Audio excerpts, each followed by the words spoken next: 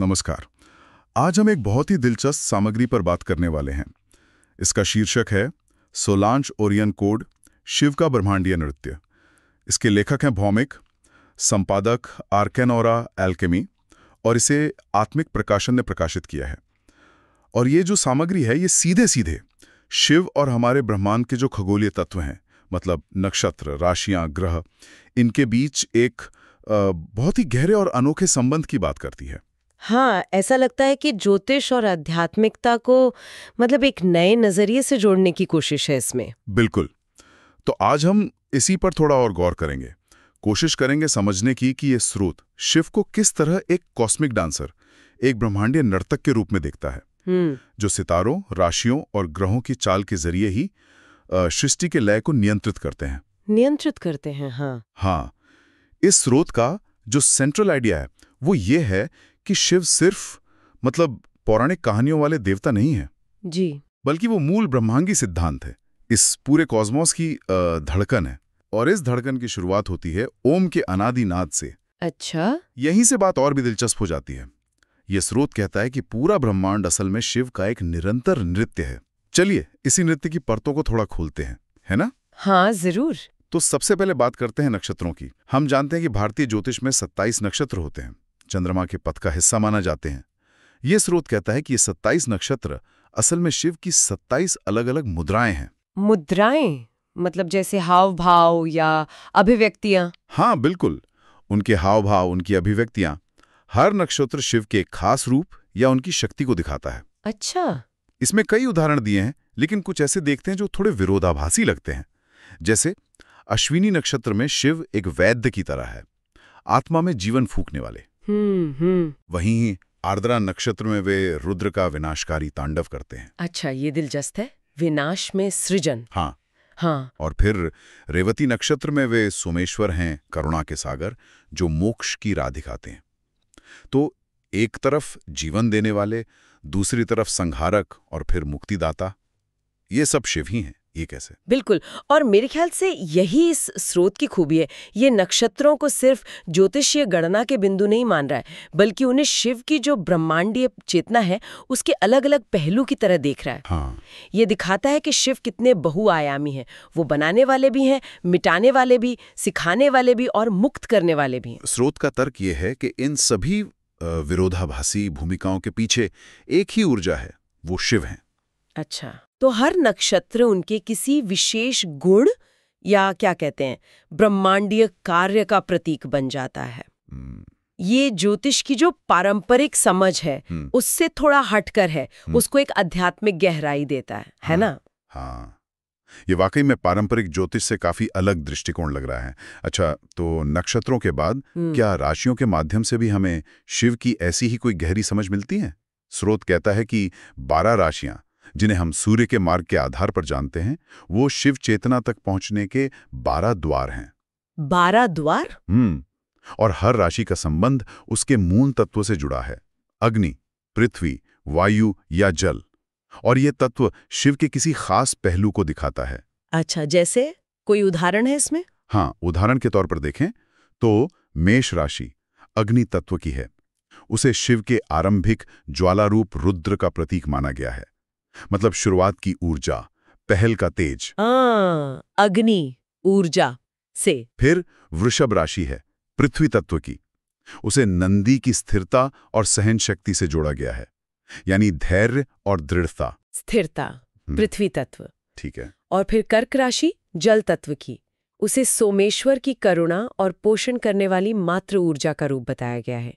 तो यहाँ तत्व सीधे शिव के गुण या उनके कार्य से जोड़ रहे हैं। सही कहा। और अगर हम इसे थोड़ा और बड़े कैनवस पर देखें तो ये ढांचा दिखाता है कि चेतना एक चक्र में यात्रा करती है। हाँ। और इस यात्रा में वो अलग अलग तात्विक रूपों में प्रकट होती है। हाँ। और इस पूरी यात्रा का संचालन शिव कर रहे हैं। हाँ। तो राशियां सिर्फ व्यक्तित्व बताने वाली कैटेगरीज नहीं रह जाती। सही। इस स्रोत के अनुसार वो दिव्य अभिव्यक्ति के तरीके हैं, ब्रह्मांडीय कार्यों के प्रतीक हैं। हाँ। जैसे आपने कहा स्थिरता देना वृषभ में, या फिर संवाद और संतुलन बनाना मिथुन, जिसे अर्धनारीश्वर से जोड़ा गया है। हाँ, अर्धनारीश्वर। द्वैत में एकत्व, बिल्कुल।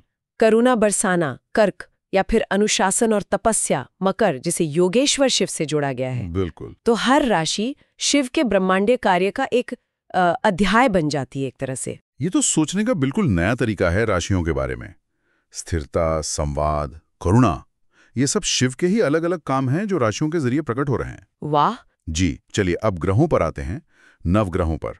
स्रोत कहता है कि सौर मंडल के 9 ग्रह, जिन्हें हम भारतीय ज्योतिष में नवग्रह कहते हैं, वे असल में शिव के 9 रुद्र रूप हैं। 9 रुद्र रूप? हाँ। अच्छा। मतलब ग्रहों की चाल सिर्फ कोई फिजिकल घटना नहीं है, बल्कि उनके जरिए शिव ब्रह्मांड में गति, बदलाव और कर्म का न्याय स्थापित करते हैं। कर्म का न्याय ग्रहों के माध्यम से? हाँ, इसमें भी कुछ दिलचस्प उदाहरण है। जैसे सूर्य को आत्मरुद्र कहा गया है, चेतना का प्रकाश।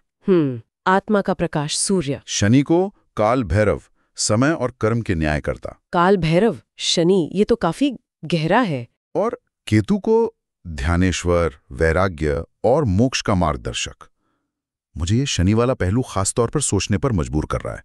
काल भैरव, क्या इसका मतलब है कि हमारे कर्मों का फल सीधे शिव के न्याय से जुड़ा है, शनि ग्रह के माध्यम से?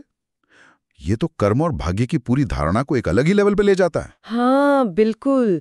और ये दृष्टिकोण ग्रहों को सिर्फ ज्योतिषीय प्रभाव डालने वाले पिंडों से कहीं ज्यादा महत्वपूर्ण बना देता है। जैसा इस स्रोत में बताया गया है, वो शिव के सीधे प्रतिनिधि या उनके ही पहलू बन जाते हैं। हाँ, प्रतिनिधि। वो चेतना जैसे सूर्य, मन चंद्रमा, कर्म और उसके नतीजे शनि, अनदेखे या भ्रम वाले प्रभाव राहु, और अंततः आध्यात्मिक मुक्ति केतु जैसे जो बुनियादी सिद्धांत हैं उनको नियंत्रित करते हैं।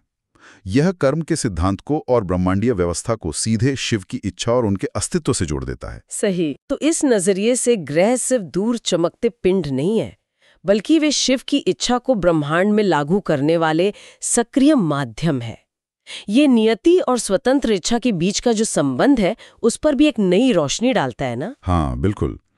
तो नक्षत्र शिव की मुद्राएं हो गए, राशियां उनकी चेतना के द्वार, और तत्व से जुड़े गुण और ग्रह उनके रुद्र रूप जो कर्म और व्यवस्था चलाते हैं। इन सब को मिला के फिर क्या तस्वीर बनती है? स्रोत इन सभी तत्वों को एक साथ लाकर इसे शिव का ब्रह्मांडीय नृत्य कहता है। ये शब्द मुझे बहुत पसंद आया। काव्यात्मक है। हाँ, बहुत सुंदर है।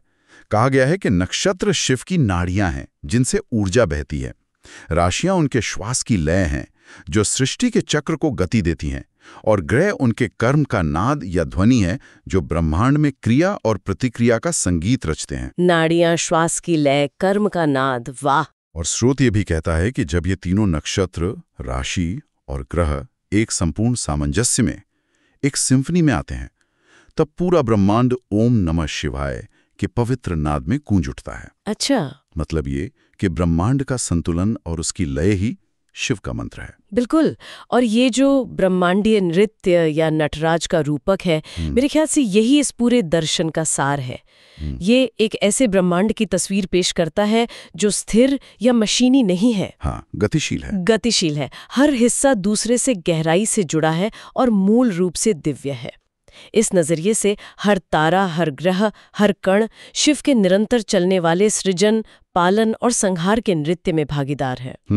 यह एक जड़ व्यवस्था नहीं, बल्कि एक जीवित, धड़कता हुआ, नाचता हुआ ब्रह्मांड है।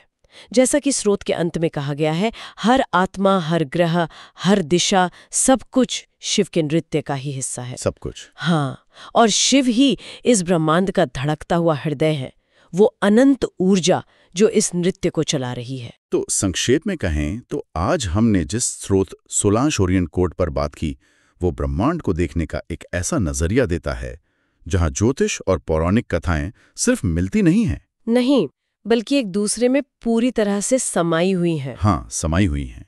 ये खगोलीय पिंडों को सिर्फ भौतिक वस्तुओं की तरह नहीं देखता, बल्कि उन्हें शिव की चेतना और उनके कभी न खत्म होने वाले ब्रह्मांडीय नृत्य की जीवंत अभिव्यक्तियों के रूप में पेश करता है। ये वाकई एक बहुत ही अनूठी व्याख्या है। जी हाँ, और ये पूरी चर्चा एक बहुत ही दिलचस्प सवाल भी खड़ा करती है। अगर ब्रह्मांड सचमुच शिव की लय पर नृत्य कर रहा है, जैसा ये स्रोत दावा करता है, तो फिर इन खगोलीय मुद्राओं यानी नक्षत्रों को, लय यानी राशियों को, और नाद यानी ग्रहों को समझना, ये किसी व्यक्ति के लिए अपने जीवन के रास्ते को या ब्रह्मांड में अपनी जगह को देखने का नजरिया कैसे बदल सकता है? ये सोचने वाली बात है। हाँ, ये सोचने वाली बात है कि ये विशाल ब्रह्मांडीय नृत्य हम सबके जीवन में व्यक्तिगत स्तर पर कैसे गूंजता होगा और क्या इसे समझने से हमें अपने अस्तित्व का कोई गहरा अर्थ मिल सकता है। यह एक विचार है जिसे शायद अपने साथ लेकर जाया जा सकता है।